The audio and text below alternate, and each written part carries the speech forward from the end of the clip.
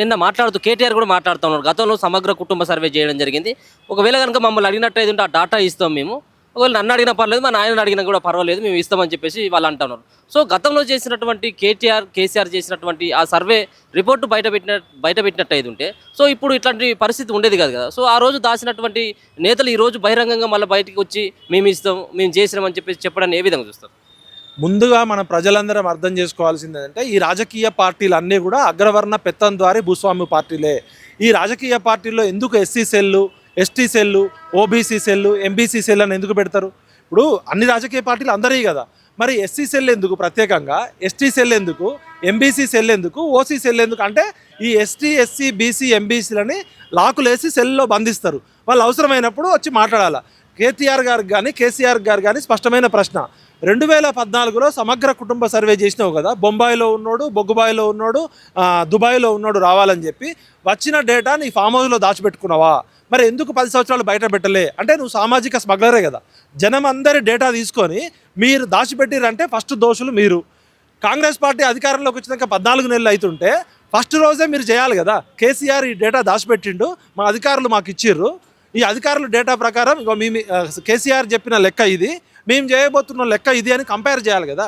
Data అనేది compare చేయడము, data analysis చేయడము, డేటా ఇంటర్ప్రిటేట్ చేయడం అనేది భాగం కదా, సైంటిఫిక్ పద్ధతి కదా.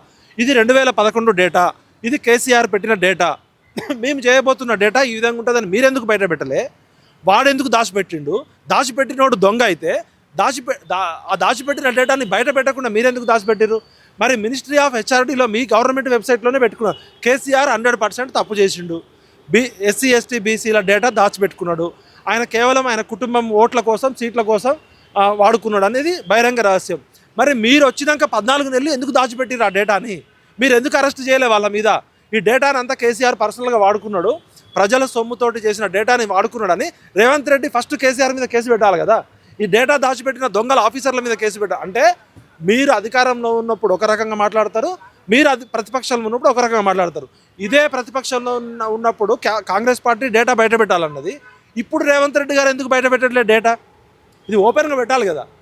ఇప్పుడు నా పేరు, నా ఫోన్ నెంబరు, నా ఇంటి అడ్రస్సు, నా కులం ఏంది, నా వృత్తి ఏంది బయట పెట్టచ్చు కదా. దానిలో ఏం నాకు నా గర్ల్ ఫ్రెండ్లో లేకపోతే రేవంత్ రెడ్డి రహస్యాలు బయటపడవు కదా. బయట పెట్టాల్సిన డేటా బయట పెట్టకుండా అదేమన్నా దేశ భద్రతకు సంబంధించిన డేటానా? రేవంత్ రెడ్డి గారు అసెంబ్లీలో అది గోప్యమైన డేటా అన్నాడు. 56 రకాల గోప్యమైన డేటా మరి నువ్వెందుకు సేకరించినావు? సేకరించిన డేటాలో బేసిక్ డేటా బయట పెట్టచ్చు. అంటే ఈ పాలకులకి చిత్తశుద్ధి లేదు. ఇవన్నీ కూడా అగ్రవర్ణ కుల కంపు పొట్టిన కుల గజ్జి పార్టీలు. ఇవన్నీ కూడా ఎస్సీ, ఎస్టీ, బీసీలను ఓటు బ్యాంకుగా చూసే పార్టీలే తప్ప ఇవి జనాలకి నిజమైన చిత్తశుద్ధి చేసే పార్టీలు కాదని అర్థమవుతుంది. కాబట్టి ప్రజలారా మేల్కోండి, మన డేటా మనకు బయట పెట్టాల్సిందే. ఈ నాగరిక సమాజంలో దేశంలో ఉన్న డేటా బయట పెట్టమంటే కూడా బయట పెట్టట్లేదంటే వీళ్ళు పాలకులు కాదు, వీళ్ళందరూ కూడా సామాజిక స్మగ్లర్లు. ఓకే, మనం చూస్తూ ఉన్నాం దాదాపుగా 13-14 నెలల రేవంత్ పాలన మీకు కనబడతా ఉంది. తెలంగాణ వచ్చిన తర్వాత దగ్గర నుంచి కేసీఆర్ ప్రభుత్వాన్ని, కేసీఆర్ యొక్క ప్రభుత్వ తీరును విమర్శించినటువంటి విఠల్ గారికి ఈ 14 నెలల కాలంలో మేము దేశంలో సంబంధించినటువంటి రాష్ట్రం చేయనటువంటి విధంగా వర్గీకరణ విషయంలో మేము ఒక కీలకమైనటువంటి నిర్ణయాన్ని తీసుకున్నామని చెప్పేసి రేవంత్ రెడ్డి గారు ప్రకటించడం. సో ఇది ఒక రకంగా మాదిగ సామాజిక వర్గానికి కానీ, మాల సామాజిక వర్గానికి, ఎస్సీ వర్గాలకి సో ఈ వర్గీకరణ ద్వారా న్యాయం జరిగిందని చెప్పేసి అనుకుంటా ఉన్నాను. ముందుగా రేవంత్ రెడ్డి గారికి నేను ధన్యవాదాలు ఎందుకు చెప్తా అంటే, ఎప్పటి నుంచో పెండింగ్లో ఉన్న సమస్య వర్గీకరణ చేశాడు. అది 9% మాదిగలకు వచ్చింది. మాదిగ ఉపకులాలు, మాల ఉపకులాలు ఏమంటున్నాయంటే మాదిగలు మాకు ఇంకా 11% రావాల్సి ఉండే అంటున్నారు. ముందు కాంగ్రెస్ ప్రభుత్వం కులగణన చేసినందుకు, ఎస్సీ వర్గీకరణ చేసినందుకు మేము ధన్యవాదాలు చెప్తున్నాం. దీనిలో మీరు ఉద్దేశపూర్వకంగా పొరపాటు చేయకపోతే సరిచేయండి.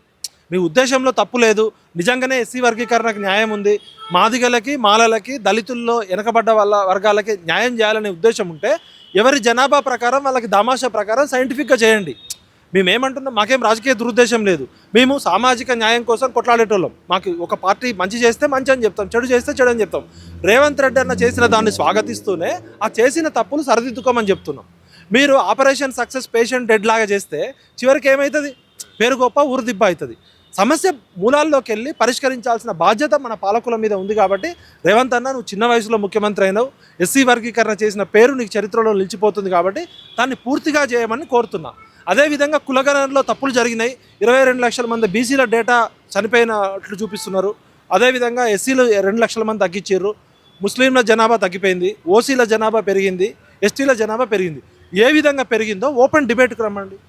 ఇలా మంత్రులు కూడా బాధ్యత వహించాలి. కాబట్టి ఇప్పటికైనా జరిగిన పొరపాట్లు సవరించుకోండి. మీరు పొరపాటు చేస్తే మేము క్షమిస్తాం, కానీ పొరపాటు ఉద్దేశపూర్వకంగా కుట్రపూరితంగా చేస్తే మీ బొక్కలన్నీ బయట పెడతాం, బండకేసి బాస్తాం. సో గత ప్రభుత్వం యొక్క వైఫల్యాలను ఎండగట్టడంలో విఠల్ గారి యొక్క పాత్ర చాలా కీలకం, ఎవరైనా అవునన్నా కాదన్నప్పటికీ కూడా. సో మళ్ళీ కేసీఆర్ను తెలంగాణ ప్రజలు నమ్మేటువంటి పరిస్థితి ఉందా రానున్నటువంటి స్థానిక ఎన్నికల్లో?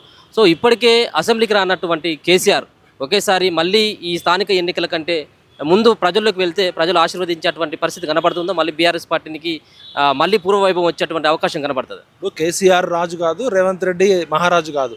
రాజ్యాంగబద్ధంగా ప్రతిపక్ష నాయకుడిగా బాధ్యత తీసుకున్న కేసీఆర్ గారు ప్రభుత్వం అంటే అధికార పక్షము ప్రతిపక్షము. ఒక ప్రతిపక్ష నాయకుడు బాధ్యత తీసుకొని శాలరీ ఎంజాయ్ చేస్తూ, గన్మెన్లను ఎంజాయ్ చేస్తూ నువ్వు ఎందుకు అసెంబ్లీకి రావు? ఫస్ట్ వేరే దేశంలో అయితే ఉరిదీస్తారు, 100 సార్లు ఉరిదీస్తారు. ఒక ప్రతిపక్ష నాయకుడు బాధ్యత తీసుకొని అసెంబ్లీలో వచ్చి మాట్లాడకుండా నువ్వు ఏ విధంగా మాట్లాడతావు? నీకు ఆరోగ్యం బాగాలేకపోతే, వయసు అయిపోతే రిజైన్ చేయి. అంతేగాని ప్రతిపక్ష నాయకుడి హోదా, క్యాబినెట్ హోదా అనుభవిస్తూ రాజ్యాంగ స్ఫూర్తికి విరుద్ధంగా, ప్రజాస్వామ్య విరుద్ధంగా నీకు మాట్లాడే హక్కే లేదు. నువ్వు లక్షల మందితో మీటింగులు పెడతా అంటున్నావు, మరి ప్రతిపక్ష నాయకుడు అసెంబ్లీకి రావద్దా? అసెంబ్లీ అంటే అధికార పక్షము ప్రతిపక్షం కదా. ప్రతిపక్షం అంటేనే షాడో క్యాబినెట్ కదా. అంటే నువ్వు ఇన్ని సంవత్సరాలు, 60 సంవత్సరాల సుదీర్ఘ అనుభవం ఉన్నోడివి, 10 సంవత్సరాలు ముఖ్యమంత్రి చేసినోడివి, ప్రతిపక్ష నాయకుడు పాత్ర నీకు నచ్చదు, జనం మీద అలిగినవా నువ్వు? అంటే ముఖం లేదా నీకు ప్రజల్లోకి రావడానికి? ఫస్ట్ నువ్వు ప్రతిపక్ష నాయకుడు జాబ్కి రిజైన్ చేయి. నీకు మాట్లాడే అర్హత కూడా లేదు. రేవంత్ రెడ్డి తప్పులు చేస్తే నిలదీద్దాం, అడుగుదాం, కడుగుదాం. కానీ ప్రతిపక్ష నాయకుడు బాధ్యతగా ఉండి నేనేదో ఫామ్ హౌస్లో ఉంటా, నాకు ఇష్టం వచ్చినప్పుడు లేస్తా అంటే ఇది నీ అయ్యా జాగీరు కాదు, ఇది ప్రజాస్వామ్యం.